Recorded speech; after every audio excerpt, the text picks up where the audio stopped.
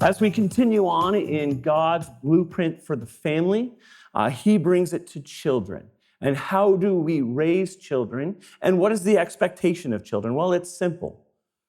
Verse 1 of chapter 6, children, obey your parents in the Lord, for this is right. Honor your father and mother, which is the first commandment with a promise, that it may be well with you and that you may live long on the earth. And you, fathers, do not provoke your children to wrath, but bring them up in the training and admonition of the Lord.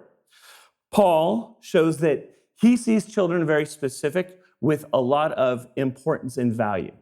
Children are important to God, and he makes special motion and special advancement for children. And so because children matter to God, children matter to us. And we want to make sure that we teach correctly on this. Now, the truth is that there is a crisis in our nation. This crisis is one of authority. Families struggle to find the right way to parent. Sometimes discipline is absent, or sometimes discipline is abusive. Homes are broken. They're hurting. Children are angry. They're combative. They're rebellious. And we see so much of the sickness of sin in the world, and we feel it in our homes. And so when we're given this clear, simple instruction to children, it is for us to follow. God's blueprint is for the family, for the church, for the nation. It is for all of us to be able to receive. And so very simply put, Ephesians 6:1, children, obey your parents in the Lord, for this is right. Now, I know that you have all heard of your ABCs, and those ABCs were very useful for you to learn, but today I'm going to give you a different one. I'm going to give you the 3 A's of God's way. And so then as we go through the text today, I want you to remember 3 A's. Here are your A's that I want you to remember: adoration, action, and attitude. And we're going to reverse those. So it's action, adoration, and attitude. Jordan, what are the 3 A's of God's way? Then you literally give it to me.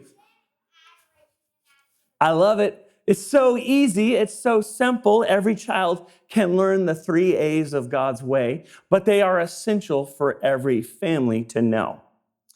We live in a culture that tells us that children are sweet, little, adorable angels moving here and there, touching the world with their inherent sweetness and goodness. The Bible tells us a different story. In fact, the Bible says that we are all born wicked. Psalm 58:3 says, the wicked are estranged from the womb. They go astray from birth, speaking lies.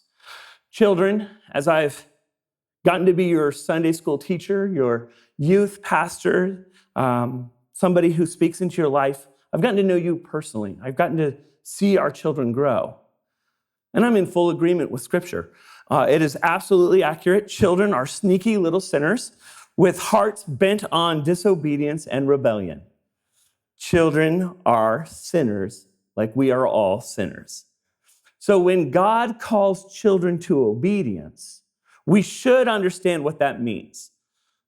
Obedience is an action, something that needs to happen. Looks like doing what you're told when you're told to do it. Obedience is not about knowing every reason or being able to negotiate a better way or waiting to do it when you feel like it. Obedience is immediate. Obedience as an action is about learning to do things God's way, not your way. Obedience as an action does not come easily because we are all broken, sinful people. And it doesn't come quickly or accidentally. Obedience is a specific action that must be learned. Children need to learn action. What do I do and when do I do it?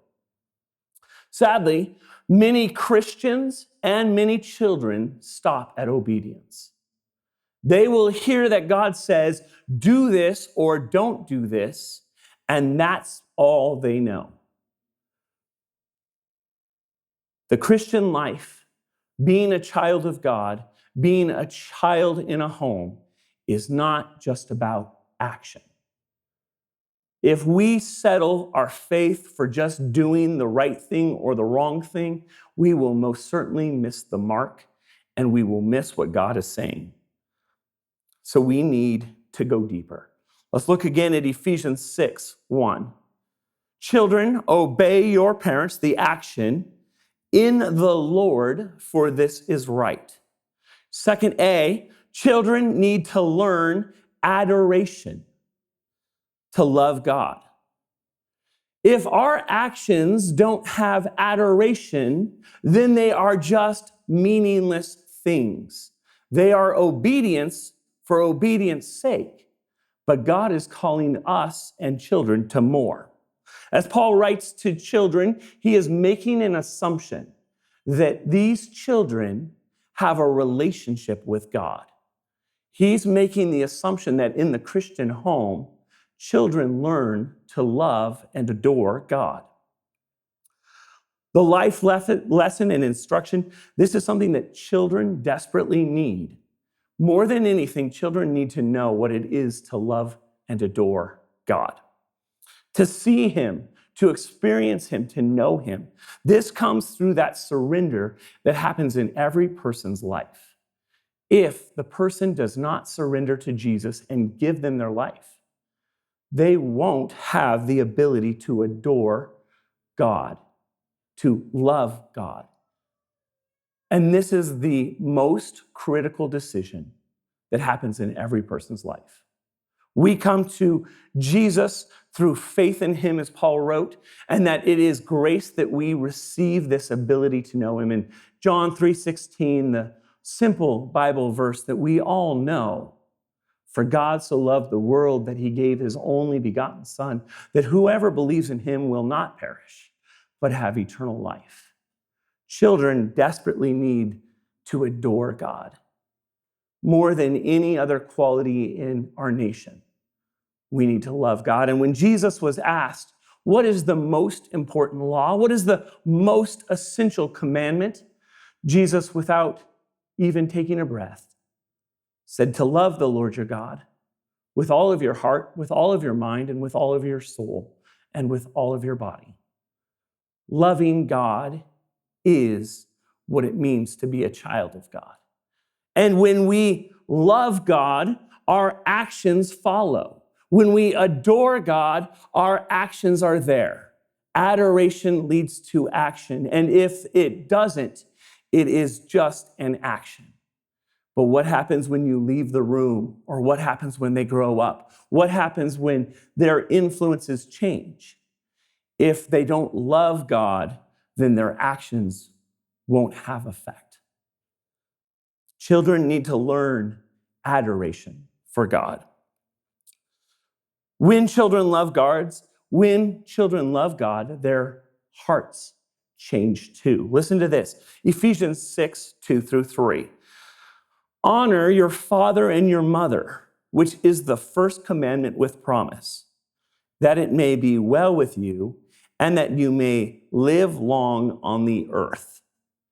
Children, here's your third A, children need the right attitude. They need to honor. We miss honor all the time in our society, in our authority, in the way that we operate. Honoring somebody is a choice, something that has to happen inside of you to give it. We almost always will settle for obedience, believing it to be honor. But obedience is the action, and honor is the attitude. If you don't have the right attitude, your action is worthless. And so making sure that your heart to God connects to the action, which will also produce the attitude, is the whole way in which God moves through people. And I can tell you the truth that so many Christians, so many children, so many parents live with obedience, but no attitude. Their love for God has become stale and stagnant, and so then they do things because they know that they're supposed to, but in their heart, they're angry and frustrated and cursing. Attitude, adoration, and action. When we think of how to give honor to other people, God has set up so many systems for us to see it. He has given us the mother and the father in the home. He has worked with, as we read in Genesis and in Ephesians, how he brought husband and wife together to become one. And then in this oneness, they sometimes have children. And when they have children, this one person is a perfect combination of both of them.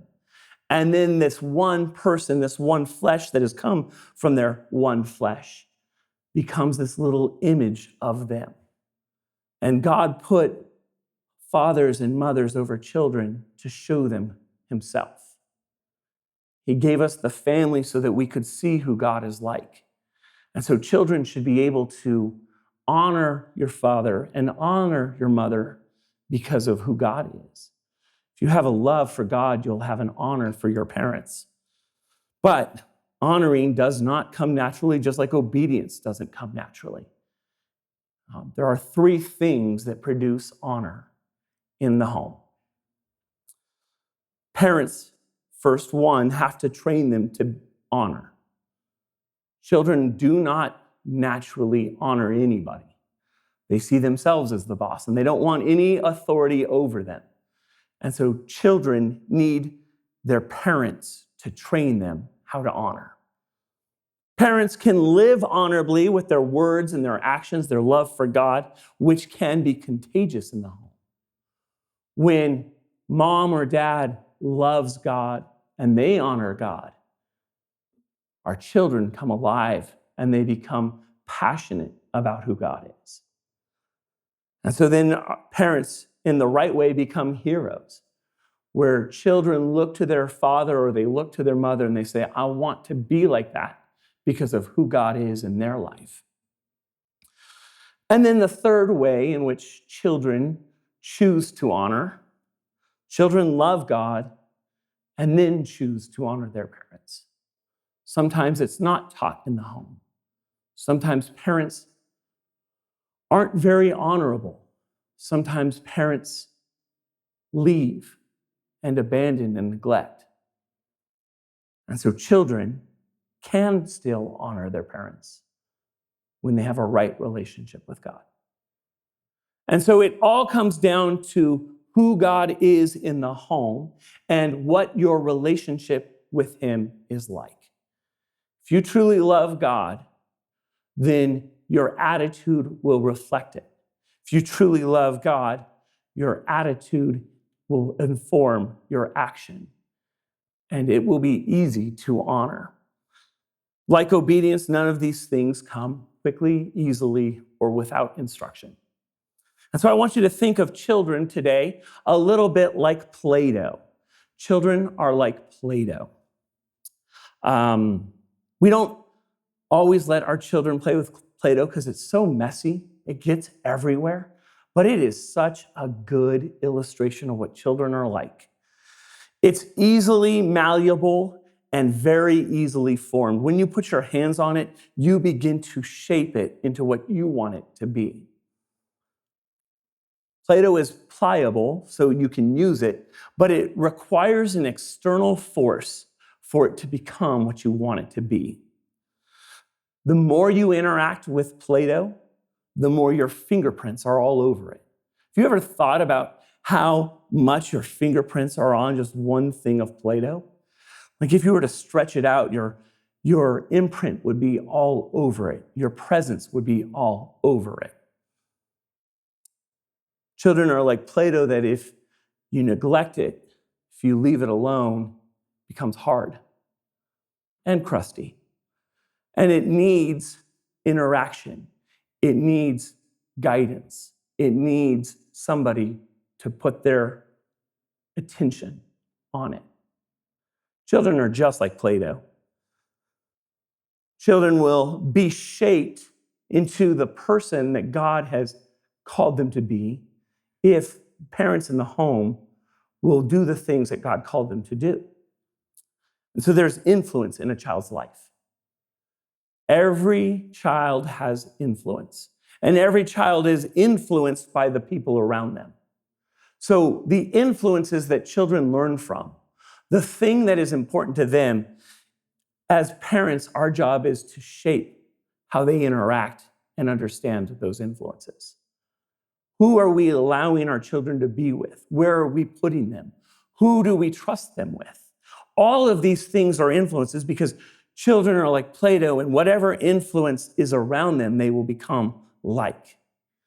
And so children are really like the environment that you put them in. Whatever environment there is, that is what they will tend to become. But they still have their own free will. They still have their own choices. They still have their own desire. And the truth is that God does not have any grandchildren. He only has children. And I wish, as I've said so often, that I could give my faith, my love, and my obedience for God to my children. I wish that they could just have a portion of what I have. And yet both of them, Eli and Grace, have to choose to follow God. I can put them in the right environment, but their heart has to love God. So the best that I can do for them is to shape them, is to inform them, is to influence them. And the most important that I can do is to love God and hoping that they see my love for God, Kelly's love for God, and that they grow in their love for God. Children are like Play-Doh. Shaping a child's attitude is absolutely essential. We cannot settle for obedience. Obedience should be the byproduct of knowing God, not the end result. And I believe that God made children very specially. If you've ever spent time with children, He made them in a unique way, and teenagers even more unique. He made children and teenagers with honest eyes. Now, honest eyes are one of those things that as they get older, it actually gets so painful that they have honest eyes, because they'll tell you exactly what their attitude is with their eyes. Children do this all the time. Listen to Matthew 6:22. Jesus said, "The eye is the lamp of the body. If your eyes are healthy, your whole body will be full of light. But if your eyes are unhealthy, your whole body will be full of darkness. If then the light within you is darkness, how great is that darkness?" Christmas morning, you see your child come down the stairs in the Christmas tree, and their eyes light up. There's so much wonderment, amazement. One of my favorite things in the world is to take my children to places that were meaningful to me. So we go to national parks, and sometimes their eyes pop, and they see the thing, and you know their attitude. As they get older, as they become teenagers, their eyes also reveal a different truth. If you're a parent, you know the unique, painful dishonor of having your children's honest eyes roll when you ask them to do something. When they think something is disingenuous or corny or cringe, and their eyes roll, you die a little bit on the inside, and you got to get tough. Lord, give me strength to do these things. But honest eyes give you an open window into a person's heart. They may say, "Yes, Mom, yes, Dad, I'll go do the thing you told me to do." But their eyes are telling a very different story. It'd be so easy to let them do the thing that you told them to do and to allow the dishonor to rest. But good parenting, essential parenting, gets to the attitude. How do we curb a child's behavior? By getting to their heart.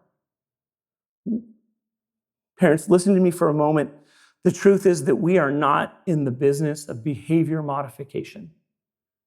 We are in the business of changing hearts, shepherding hearts, shaping hearts.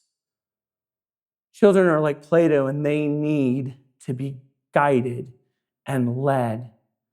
And we cannot settle for obedience when God demands honor.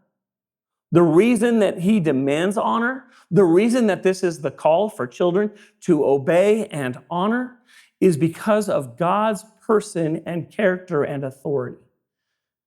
He says that I am worthy of being worshiped and honored. And you get to experience authority in your life with your parents, with your government, with your pastors, with this world. God gives us his fingerprints and authority. And so when we are disobedient or rebellious to authority, God is offended. He calls us not to just obey, but to honor. I love that God doesn't settle with these 3 A's: action, adoration, and attitude. He also gives us motivation, the reason why. He gives children more of an answer because he loves children and wants them to love him. Ephesians 6, 1-2. Children, obey your parents in the Lord, for this is right. Honor your father and mother, which is the first commandment with promise, that it may be well with you and that you may live long on this earth. He gives the why right away. Why should you honor and obey? Because it's right. It's the way that God has designed the family to be. Honoring, obeying, and loving God is his plan. And so when we deviate from that plan and when we try to make things our own way, we will always fall short on the master's plan. So does this really mean that children will live long and that they will be well in the land that they live? Well, this is first and foremost a quote from Deuteronomy. Deuteronomy 5:16, Moses is revealing the law to the nation, the people, the land of Israel. And in it, there is this promise specific to them. But Paul, this New Testament writer, is writing to the church, and he is leveraging the fact that honor and obedience to the Lord is both a blessing and a right. And so this is what I do need you to hear, is that God, though children who obey and honor their parents, enjoy God's reward. So there is reward for honoring and obeying children. For honoring and obeying parents. As children, we can experience God's reward. Does it mean that we'll live long and that it will go well with us? Yes, in a way. I think of it much like an investment. We know that those who are wise store up and prepare for the next season. That doesn't mean that they won't have emergencies that come up that take them out of things. It doesn't mean that they're totally exempt from any bad thing that's ever going to happen. But it does create a circle of blessing around them. Children are exactly the same way. I want you to imagine for a moment just a circle. And in that circle is everything safe from God. He's got your child and their heart. At the top, that child is loving God. They're honoring God. They're obeying God. They're loving God, and they're doing all of those 3 for their parents. They will do well, and they will live long in this blessing that God gives them. It's a little bit like a fire ring. One of my favorite pastimes is to have fires in our backyard. Now, are fires good or are fires bad? Well, they can be both. Fire is neither good nor bad. It's what we do with it. It's both safe and dangerous. And so I need a fire ring in my yard to be able to put all of the things that I'm going to enjoy. And that's how I have this reward. But when our children step out of that ring and they're allowed to dishonor, they're allowed to disobey, they are allowed to go their own way, discipline is removed or it's abusive, all of the negativity spills over and they become like a raging fire. Children, when they're in their ring, when they have boundaries put around them, can be one of the most enjoyable, rewarding, wonderful blessings from God. And parents, as you know, especially if you have prodigal children who are running from God, who are hurting the family, who are accusing the family, the damage and the danger that happens with it is obvious. And so God's blessing is on children who obey and honor. And that blessing is simple. When you live wise and with wise principles, God blesses that. That doesn't mean that there won't be some circumstance that is outside of that. But generally speaking, children who honor and obey are blessed. And generally speaking, the type of person who runs from their family, who hates their family, who hates to obey, who hates to honor, lives very dangerously. They will do things that bring both God's judgment and worldly punishment. And so God gives a promise. Love your parents, honor your parents, obey your parents, as in the Lord. Let your relationship with God be the focus of all that you do, that it may be well, quality, and that you may live long, quantity. You would have a good, godly life in what you do. The fear of the Lord, Proverbs 9:10, is the beginning of wisdom, and the knowledge of the Holy One is understanding. Children who honor and obey learn the fear of the Lord. And if you learn the fear of the Lord, your life will both be qualitatively better and quantitatively or longer. Ephesians 6:4 says this. How do we get to this place where children honor and obey with a heart connected to God? Because they have to learn it. They're not going to just step into it. They are influenced by the things that we do as parents. And so this is what God says to parents. And you, fathers, do not provoke your children to wrath, but bring them up in the training and admonishment of the Lord. Here's the last point that I want you to hear today, things that are absolutely important. Children are disciples who need communication and discipline. Every child that we've been given is our disciple. If you are a follower of Jesus, you have your first, your most important, and your most long-lasting discipleship relationship. And as they get older, your influence changes. Your ways of discipling change. When they're Jordan's age, when it's so easy to hear God's truth and to want to respond, child rearing can be very easy, other than the mess and the craziness and all of the crustiness that come with early child rearing.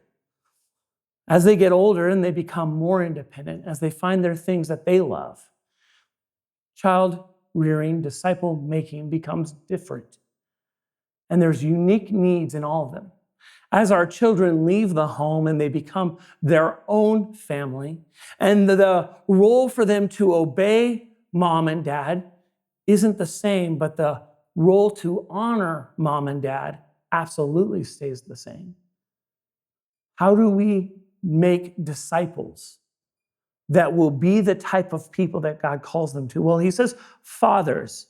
And this can be translated to parents, but there is a primary role in the home. It is for fathers to discipline their children, that they would do discipline the way that God does discipline, that they would administer justice and fairness the way that God administers justice and fairness. Every Christian parent is a disciple maker.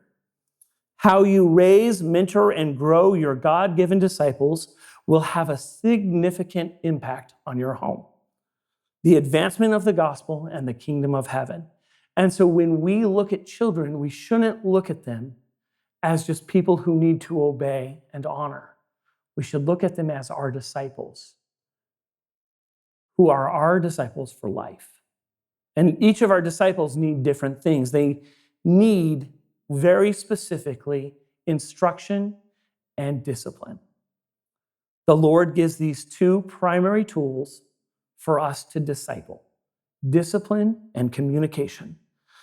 Remember that the heart of a child is not bent towards obedience. The heart of a child is not moved towards honoring. It must be trained and taught. It must be instructed, and it must be disciplined. Now, there is discipline that provokes children to anger, wrath, resentment, and bitterness. And there is discipline that propels children. Now, Jordan and I had said earlier on in the message that I was going to ask you a question. So think about it for a moment, and students in the room, if you want to answer, my children, you can answer, and it'll be honest. I don't know what you're going to say. What is the discipline that you find the most infuriating? What is the thing that hurts your heart the most? Discipline that causes deep resentment, bitterness, long-lasting shame, and sadness. That is the type of discipline that provokes children. Jordan's right away. Jordan, what do you got, buddy? Most child, you know what every single child hates The belt. Okay, they hate it. They hate getting spanked.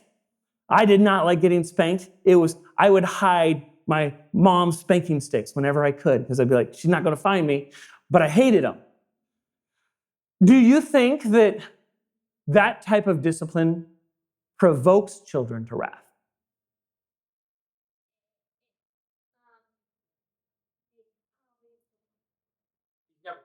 It's okay. The easy answer, or the first answer, might be, oh, yes, it provokes children to wrath. The Bible says exactly the opposite.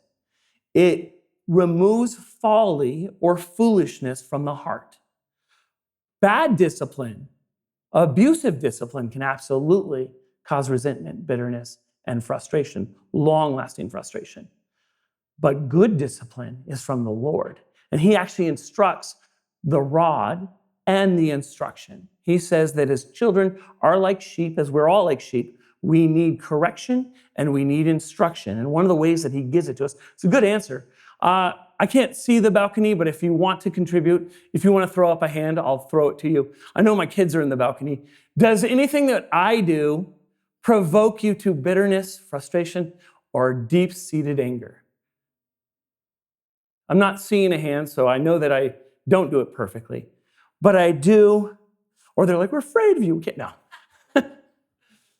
The truth is that I think about this all the time. I think about how to provoke or how to propel our children. Psalm 127:1 says this: unless the Lord builds the house, those who build it labor in vain. Verse 3 says, children are a heritage from the Lord, offspring, a reward from him. Like arrows in the hand of a warrior are children born in one's youth. Discipling and disciplining that propels children sends them like arrows into the world so that they would be on task for the mission of God, to love God, to be ambassadors of God. My parents took this passage very, very literally. They have 10 children, and they would frequently and proudly say, our quiver is full of arrows. And they would pray over us as arrows going into the world. They would pray that God would send us to the places that he wanted us to be. Truthfully, some of those arrows have gone astray. there are some prodigals in our family. And it is a painful and true thing that even though my parents gave good discipline and good instruction, arrows go astray. But there are materials that help build it, and there are ways in which we can propel it. Here are the ways that provoke children. When you neglect their needs, when they are longing and wanting for things that they can't have, but they need to have. In homes where there's multiple children, favoritism shows up. One of the things that is so frustrating to children is a sense of unfairness when things aren't the way that they should be. Now, children are also, like I said, sneaky little sinners. And so we have to have wisdom in how we apply this, because there is ways that favoritism becomes obvious to children when one child is loved more than the other, when one child gets more attention than the other, when one child gets more opportunities than the other. Not to say that each child doesn't have individual needs, and we're not looking for absolute fairness, because there are individuals with individual needs. And so individual needs have to be thought of. My son and my daughter are so radically different that the type of discipline they need is very, very different. I can get to my daughter's heart very quickly, and I can get to my son's heart with a lot of strategy. And so it's these ideas of, if God gives you individuals, how would you individually disciple them? I think of Jonah and I think of Job all the time. Two people who knew God, were called by God, and had absolutely different impact from what God was doing in their life. Why did God allow Jonah to be so wandering and so flighty and so weird? And why did God really lean in hard on Job? Why did he allow him to go through so much pain and suffering? I think because they had different needs from their father. They have the same Father in heaven, but God's response to them is individual. He didn't administer to Jonah the things that he gave to Job. I think it would have absolutely crushed Jonah.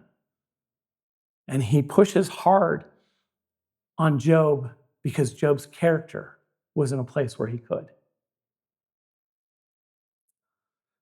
We can't ignore the individual needs of our children.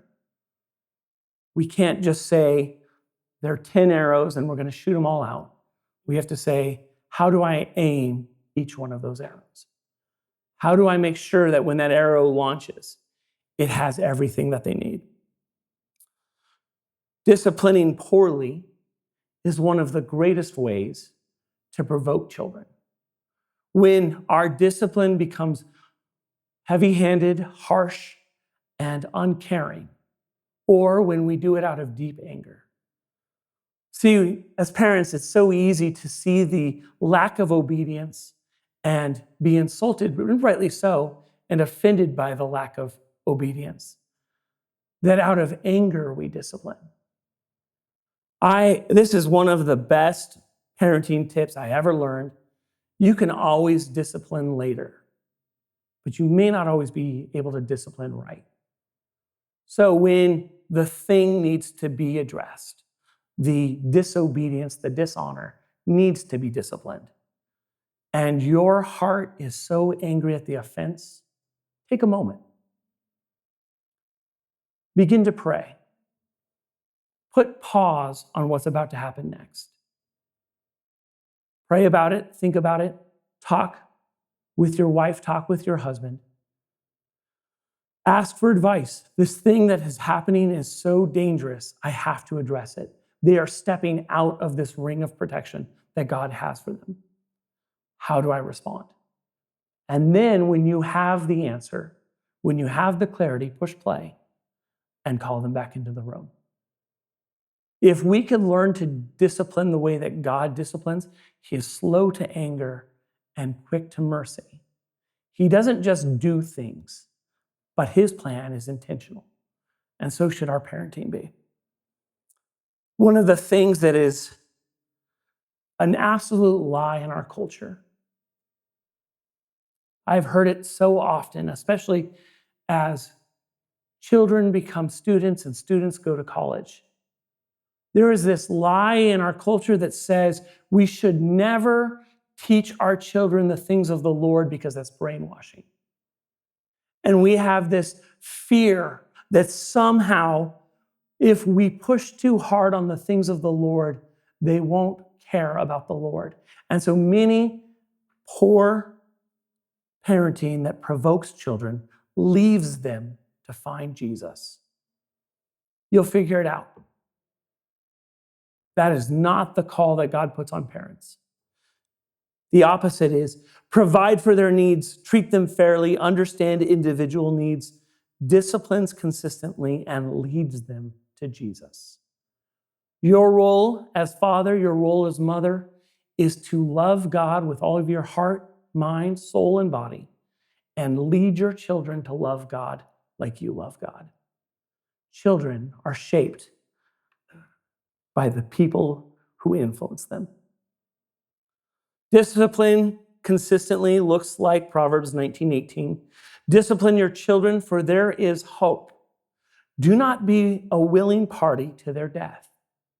Understanding that when we remove discipline or when discipline is out of order, it contributes to them living dangerously and disobediently. Leading them to Jesus looks like Deuteronomy 6:6-7. These commandments that I give you today are to be on your hearts. Impress them on your children. Talk about them when you sit at home and when you walk along the road, when you lie down and when you get up. Meaning that if children are our disciples, it is a non-stop process for the rest of their lives. We have very intentional moments when they're at home, when they're little. We have more specific individual needs when they become students and go to high school. And we have difficult influence when they become college and leave. But they are still our children. They are still our disciples. And so then we will use every opportunity to influence them. Please don't give up on your influence in your children's life. Regardless of whatever stage they're in, whatever place their heart is at, do not let up on the influence that you have in their life. Check in with them, speak to them, pray for them, care for them. I am so absolutely thankful for my mom and my dad. They faithfully brought me to church as a child. It would have been the most unusual thing in the world if we had not gone to church on a Sunday. My parents took us to church. And even when I was a sneaky little sinner with little sinful eyes who would hide in the van and not try to go to Sunday school, so there was 10 of us, and it was easy to not be noticed. Even when we were in the van, even when I was hiding, my parents were disciplining and communicating. When they found out about it, it was a big deal. I never missed Sunday school again. We talked about God and the family. We talked about faith. We talked about the Bible. My parents gave us faithful correction and discipline. It is the greatest gift that my parents ever gave me was discipline and communication. I don't resent it in the slightest. There are things that I look back at and say they did it wrong. There was better ways to do it. But they were consistent in their communication, and they were consistent that we got disciplined.